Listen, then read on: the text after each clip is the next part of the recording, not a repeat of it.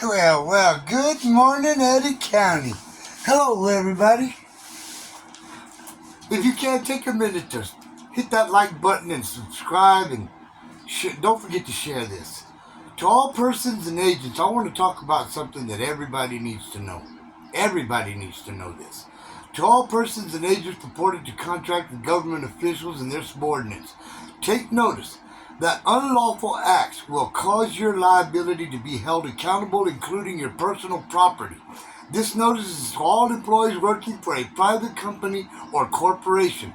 This landmark Supreme Court ruling also informed all private and personal corporations codes, statutes, rules, ordinances, and regulations do not apply to anyone, not just if you have a business.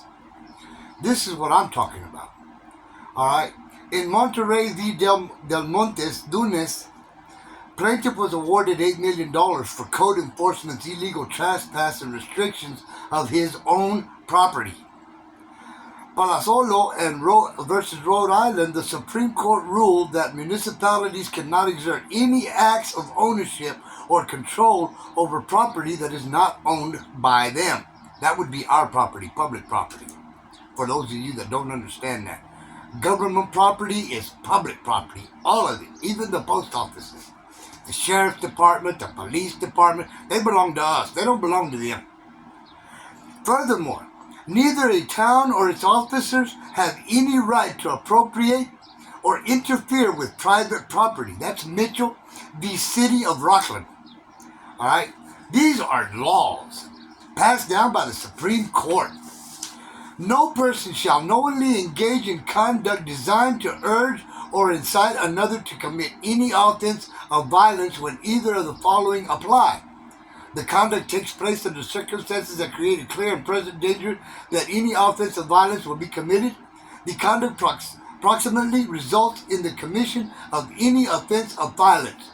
Whoever violates this section is guilty of inciting to violence. It doesn't say that police are immune from this charge, from this criminal activity. If the offense of violence that the other person is being urged to incite to commit is a misdemeanor, inciting to violence is a misdemeanor of the first degree.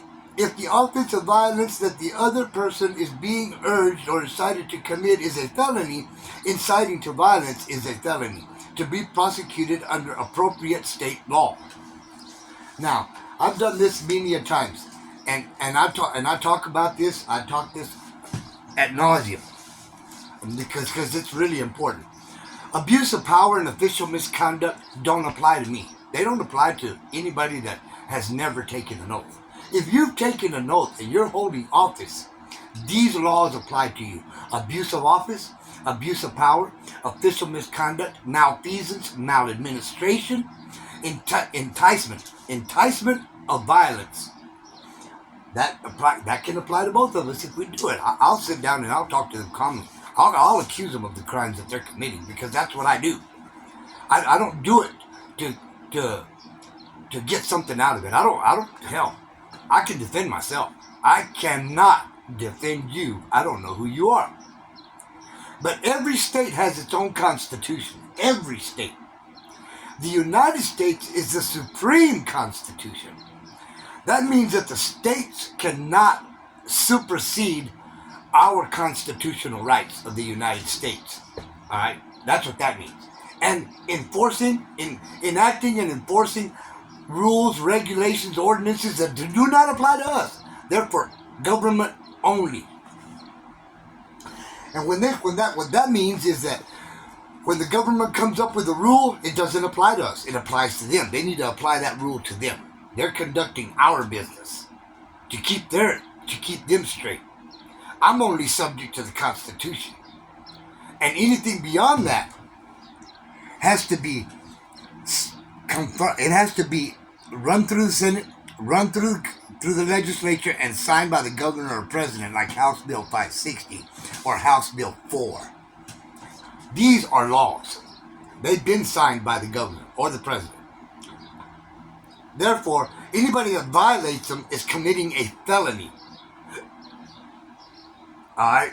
First of all, anybody that purports to violate the preemption doctrine. And I know that a lot of people don't know what the preemption doctrine is. But that's what was supposed to keep our city officials from breaking the law, from violating, from committing crimes. Let's get down to the nut cutting. Committing crimes. All right. Committing crimes is a federal offense against we the people, because constitutional civil liberties under Title 18, 241, and 242 are pretty clear. You know, it's Title 42, 1983.